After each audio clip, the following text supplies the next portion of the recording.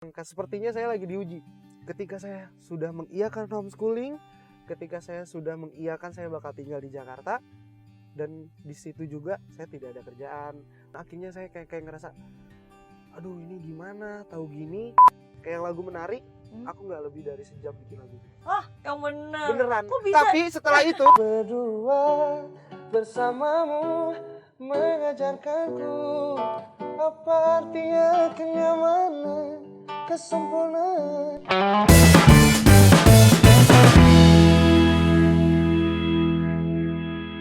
Eits, tunggu dulu. Jangan lupa untuk subscribe channel YouTube Berry Riana karena subscribe itu gratis. Hai friends, apa kabar? Seneng banget nih, karena hari ini saya nggak sendiri, tapi hari ini saya ditemenin oleh Rizky Febian. Aduh. Satu hal yang saya salut sama Rizky, walaupun berasal dari keluarga yang memang sudah public figure, Yeah. tapi tidak mau menggunakan fasilitas keluarga dalam arti ketika buat lagu kesempurnaan cinta, ya itu pun juga sebenarnya ke label sendiri, maksudnya cari ini sendiri. Wah, itu perjuangan proses. Jadi ketika saya bikin, karena Iki juga bukan, jujur ya, Iki tidak punya dasar tentang teori musik. Saya tidak tahu cara bermusik yang benar itu seperti apa. Terus juga les vokal saya nggak pernah. Maksudnya nyanyi juga nyanyi karena berawal dari malu-malu gitu, nyanyi di kamar mandi. Jadi setelah juara dulu kecil tuh udah stop, dari SD ke SMP saya nggak pernah nyanyi. Saya ikutan band pun saya main gitar. Oh gitu. Sekalinya nyanyi saya di belakang sound. Ini beneran Kak. Masa? Beneran. Ada festival band, saya ikutan tapi nyanyi saya di belakang sound. Karena pemalu gitu saya. Sampai akhirnya saya bikin, belum berani menciptakan lagu. Cuman ini sebenarnya saya seneng banget cerita juga karena memang saya nggak pernah cerita, maksudnya seenak ini dan ingin seterbuka ini tuh karena jadi dulu Kak, setelah saya pindah ke Jakarta, saya homeschooling waktu itu, dan saya pun menanyakan ayah, yakin saya homeschooling? Iya, karena kan ada kerjaan, katanya. Oke. Dan dari situ pun, dari umur yang masih muda waktu itu, saya masih umur 15 sampai 16 tahunan, saya meyakinkan diri saya dan saya memutuskan diri saya, oke, dari mulai sekarang berarti saya harus fokus, dalam artian saya harus merelakan banyak hal yang saya tinggalkan. Satu, pertemanan, dalam artian teman-teman saya banyak yang di Bandung, karena saya sekolah dari Bandung pindah ke sini. Terus yang kedua, mau tidak mau pertemanan saya agak sedikit susah, dalam arti ya saya pasti fokus sekolah homeschooling saya karena di rumah. Satu di rumah. Terus juga nanti pasti saya sibuk dengan kegiatan syuting, acting segala macam. Dan waktu itu memang sepertinya saya lagi diuji. Ketika saya sudah mengiyakan homeschooling, ketika saya sudah mengiyakan saya bakal tinggal di Jakarta, dan di situ juga saya tidak ada kerjaan. Jadi pas waktu itu saya nggak ada, tiba-tiba memang nggak ada kerjaan. Terus waktu itu bener homeschooling pun akhirnya saya kayak ngerasa, aduh ini gimana? Tahu gini, sampai ada momen dimana kayak tahu gini saya mending di Bandung deh. Tahu gini saya memang ya udah deh, saya memang sekolah di Bandung, saya pengen banyak teman segala macem. Karena waktu itu memang bener-bener saya nggak punya teman. Jadi akhirnya saya pun kalau mau main kemana pun saya paling sama pegawai ayah. Temen tuh belum bener-bener nggak ada temen. Sampai itu selama 3 bulan akhirnya saya merenung gitu loh. Setelah les atau nggak setelah sekolah, saya diem di kamar. Saya nggak pernah keluar kamar. Paling keluar makan segala macam, saya diem lagi di kamar. Karena di satu sisi saya tuh punya perasaan, saya sudah meyakinkan semuanya, saya sudah rela meninggalkan semua karena saya pengen membanggakan orang tua waktu itu. Saya ingin menjadi orang waktu itu. Dan saya pengen, oke lah, saya akan merelakan semuanya karena saya pengen melihat orang tua saya bahagia dengan apa yang saya buktikan ke mereka gitu. Tapi waktu itu tuh kayak ngerasa, ternyata ketika saya ngambil langkah itu malah semuanya jadi sebaliknya. Itu benar-benar merenung, benar-benar saya sedih waktu itu. Saya ngerasa mau gimana, ya udah, kata aku tuh susah untuk mau bilang balik untuk ke Bandung juga kayaknya nggak mungkin gitu. Karena kondisi dan posisi mama juga udah di Jakarta. Sampai akhirnya mama datang ke kamar 2014. Mama bilang kayak gini, datang ke kamar, tiba-tiba kenapa, mungkin memang sosok ibu itu lebih perasa dan juga selalu kena gitu hati ke hati, dia tahu perasaan dia tahu anaknya. apa yang dirasakan oleh anaknya. Nah, dan waktu itu tiba-tiba mungkin mama tahu apa yang dirasain. Mama nggak banyak ngomong, mama cuma mengusap-ngusap dada terus punggung saya dan cuma bilang waktu itu, udah sabar A, semuanya ada jalannya. Suatu saat memang ada waktunya di mana A bisa ngebuktiin semuanya. Udah Bismillah katanya tuh, nanti awal 2015 katanya gitu. Mama tiba-tiba bilang gitu awal 2015 dan saya ya mah amin. Dan ternyata di Januari 2015 saya bisa menciptakan lagu Kesempurnaan Cinta, dan itu yang benar-benar saya tidak tahu belajar dari mana. Jadi benar-benar saya lagi syuting, nunggu take, daripada saya orang iseng kan jahil. Daripada saya bingung mau ngapain, akhirnya saya main gitar terus tiba-tiba nemu aja nada berada di pelukanmu mengajarkanku. Loh kok enak kataku. Terus pulang ke rumah saya bikin lagi, terus ayah nanya, "Itu lagu siapa?" Aku malu karena aku nggak belajar lagu. Karena posisinya ayah juga bikin lagu di rumah. Malu dong. Ayah bikin lagu terus ini anaknya sok-sokan ngapain mau bikin lagu. Ya kita nggak bilang ya. Malu, akhirnya Iki nggak bilang, udah Iki diem aja terus segala macam sampai akhirnya nempel itu lagu di ayah. Iki masih ingat banget Iki sama Teh Ira. Jadi Teh Ira tuh masih saudaranya Kang Arman, Teh Dewi Gita kalau nonton. Aku masih ingat aku sama Teh Ira, aku datang ke label-label, aku casting dan aku pun bawa CD Kesempurnaan Cinta, saya taruh di meja, terus orang itu cuma kayak ya nanti saya dengarkan. Justru ketika saya lagu-lagu Kesempurnaan Cinta saya datang ke label-label itu nggak ada hasilnya segala macam, justru datangnya yang nggak diduga-duga gitu. Ketika ayah ngeplay lagunya di ini talk show lagi break, terus di atas satelit TV itu mengira itu band indie. Terus tiba-tiba tolong dikerahin semua pegawai, tolong cariin band ini gitu. Band ini tolong dicariin. Kang, itu mah anaknya Kang Sule. Gak mungkin sama sekali. Itu anak yang Kang Sule, Kang beneran nyanyi. Enggak. Suruh ke kantor, dan akhirnya saya disuruh ke kantor, saya nyanyi di depan orang kantor tuh. Nyanyiin lagu itu, terus ya akhirnya disitulah mulai perjalanan bisa kerjasama semua. Wow, tapi it's amazing sih. Maksudnya saya selalu percaya bahwa hidup itu akan selalu memberikan kita ujian. Ada 2 ujian kalau buat saya pribadi dan dari pengalaman saya itu selalu ujian di awal.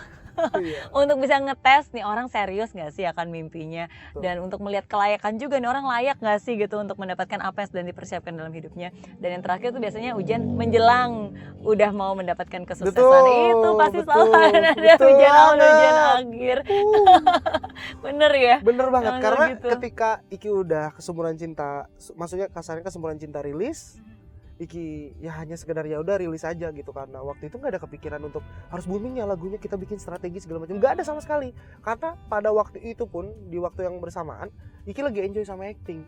Coba bayangin ketika Iki udah enjoy sama acting, saya udah enak pengen mendalami di dunia acting segala macam, tapi ya Iki nggak lupa cita-cita Iki tuh pengen jadi penyanyi gitu waktu itu.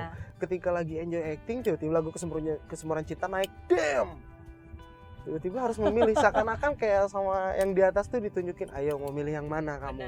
Kamu punya cita-cita penyanyi sekarang, terus kamu ayo tinggal yang mana, mau yang jangka panjang atau jangka pendek. Kayak gitu waktu itu.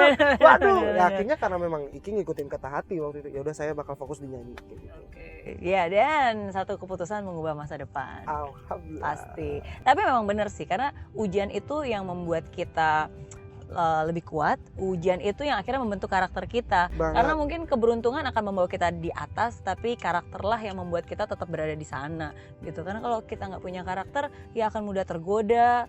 Hidup itu penuh dengan banyak pilihan kan. Kalau kita nggak memperjelas apa yang kita mau, pilihan-pilihan itu yang nantinya justru malah bisa menjatuhkan kita.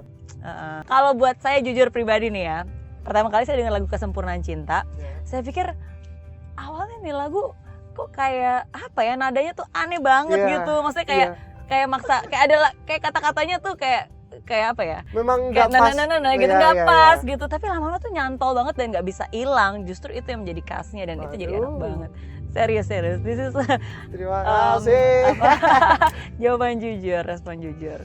Ya. Dan akhirnya dari situ sekarang punya album sendiri. Album Jejak. Iya, betul. Kenapa namanya Jejak? Sebenarnya ada ceritanya juga. Jadi dulu saya sempat bermimpi lagi. Ya memang semuanya berawal dari mimpi gitu loh. Jadi kayak dulu ketika saya udah rilis semuanya, banyak yang bertanya-tanya kenapa tidak album, dan juga lagu-lagu Iki semuanya tuh spare waktu dari lagu ke satu ke dua itu bener-bener lama. Jadi dari lagu ke satu ke dua jangka waktunya 1,5 tahun. Karena biasa rata-rata orang 5 bulan, 3 bulan, 6 bulan tuh udah rilis lagu baru kan. Iki 1,5 tahun, dan itu banyak dipertanyakan kenapa nggak bikin album. Dan waktu itu Iki sempat bilang sama orang tua Iki, "Mah, aku pengen deh kalau misalkan bikin album judulnya Lampah." Lampah Lampah itu bahasa apa? Sunda. Jadi yang mengartikan perjalanan sebenarnya. Bahasa Sunda. Tapi ketika Iki minta approve dari manajemen, mereka bilang tidak nasional katanya. Jadi bukan dalam arti tidak nasional, mungkin pengen orang-orang juga ngerti. Itu pun Iki paham karena mereka punya strategi lain kan. Betul. Akhirnya Iki mencari kata lain yang hampir serupa lah. Ya akhirnya jejak lah gitu. Hampir sama perjalanan juga. Dan kenapa jejak juga karena di album ini lagu-lagu yang sebelumnya memang tidak ada. Jadi Iki pengen lagu-lagu yang sebelumnya ya udahlah biar jadi jejak langkah Rizky Febian yang sekarang gitu. Yes, dan banyak lagu-lagu yang mungkin dibuat dari perasaan. Betul banget. Perjalanan hidup sendiri ya. Ketika bikin lagu di posisi dan juga perasaan yang memang yang sedang kita rasain itu cepet banget. Cepet ya? Jujur cepet banget. Ya kata Iki tadi bilang juga Iki nggak belajar tentang cara bikin lagu seperti apa. Cuman ya Iki nothing tulus, dalam arti nothing tulus ketika bikin lagu. Oh ya udah, hari ini aku lagi sedih, lagi kayak gini. Oh ya udah, tapi aku harus lihat dulu keluar nih, apa di luar sana ada yang pernah ngerasain kayak gini juga nggak? Karena takutnya nanti hanya dibuat-buat gitu loh. Ketika observasi ternyata ada yang ngerasain. Oh ya udah kita bikin, karena biar nanti suatu ya ketika Iki bikin lagu, Iki rilis, orang juga ngerasa terwakili sama lagunya. Betul, dan itu yang membuat lagu-lagunya Rizky Febian kayak aduh gue banget nih gitu kan. Jadi benar-benar merepresent kehidupan mereka masing-masing gitu. Tapi berarti semua judulnya itu pengalaman pribadi, ada pernah ragunya juga gitu. Aduh, ragu. Gitu ya. Nari ya. Nari itu Kak. Jadi sebenarnya ketika Iki bikin album kan ada 9 lagu. Dan disuruh dibuat di November. Ketika manajemen bilang, "Ki, ayo bikin." Oh siap. Karena itu karena memang bersemangat banget ketika pengen bikin album kan. Oh siap, saya bikin lagu. Siap. Oh siap album. Tapi saya nggak tahu lagunya bakal lagu apa. Materinya ada atau enggak. Waktu itu ya udah. Tapi sebelumnya saya udah siapin nih, ada 5 lagu untuk album. Ya udahlah kata gitu. Materi yang dulu Iki simpen aman lah, pasti masuk semuanya, pasti masuk karena ternyata pas bikin semua lagu yang udah disiapin gak masuk semuanya sama sekali. Dan itu 9 lagu pure, sebagian lagu tuh bener-bener Iki bikin spontan di hari itu waktu workshop. Ada yang satu hari tiba-tiba bisa bikin 3, 2, kayak semuanya udah dikasih jalan sama yang di atas bener-bener untuk bikin album jejak ini. Kayak lagu Menari, aku gak lebih dari sejam bikin lagu itu. Yang beneran. Kok bisa? Tapi setelah itu aku mau bikin lagi susah. Jadi setelah itu aku mau bikin, oke, kita bikin lagi. Aku nggak dapet ya. Jadi waktu yang lagu Menari, setelah Iki pulang kerja, dan waktu itu memang ada Iki ngerasain momen dimana kayak Iki pengen mengungkapkan perasaan waktu itu sama seseorang, tapi nggak bisa karena memang dia seseorang itu udah punya pasangan. Terus ya akhirnya waktu itu kayak bingung, ya udahlah gitu. Iki akhirnya bikin lagu Menari. Terus tiba-tiba nemu nadanya Menari. Nemu di situ spontan, benar-benar spontan. Loh kok enak, loh kok bagus. Record bikin besoknya langsung. Kayak gitu. Astaga, emang gitu ya, kayak kalau inspirasi lagi ada langsung just go with the flow. Benar, dan juga ya itu tadi gimana ngikutin perasaan yang Iki rasain waktu itu juga. Karena lebih, kalau Iki pribadi nggak tahu ya, mungkin orang-orang yang nyiptain lagu di luar sana, kalau ketika mencoba untuk bikin lagu dengan apa yang Iki rasain itu kayak ngerasa Iki ya udah tulus, jujur apa adanya, apa yang Iki rasain ya udah. Tapi Iki rangkum semuanya dengan apa yang ada di kehidupan kita semua gitu. Maksudnya orang-orang relate juga gitu loh, ngerasain juga. Betul. Bukan yang lebih-lebihin atau dibuat-buat. Betul. Yang apa adanya justru itu yang lebih langsung kena ke hati. Iya. Berarti setiap kali ada inspirasi harus ini dong apa? Bawa notes atau di voice recorder atau? Biasanya aku pakai voice record gitu. Jadi kalau misalkan lagi jalan gini, tiba-tiba aku humming gitu.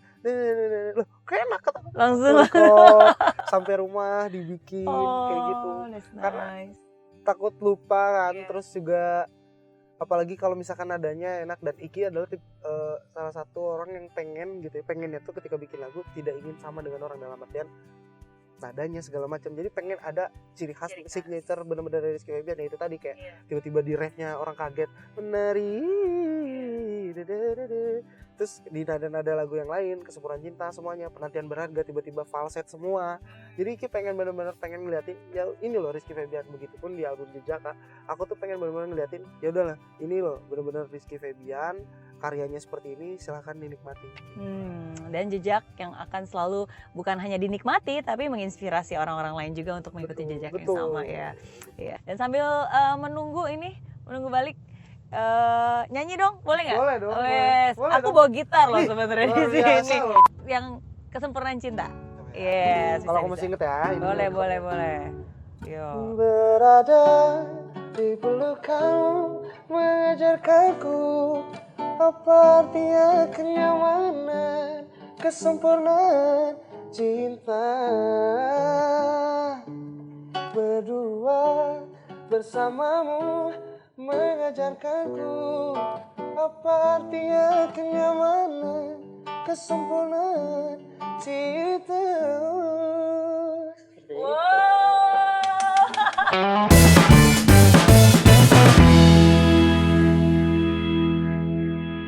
Ya, jadi ada 13 pertanyaan yang ingin saya tanyakan ke Rizky Febian. Aduh, oke. Oke.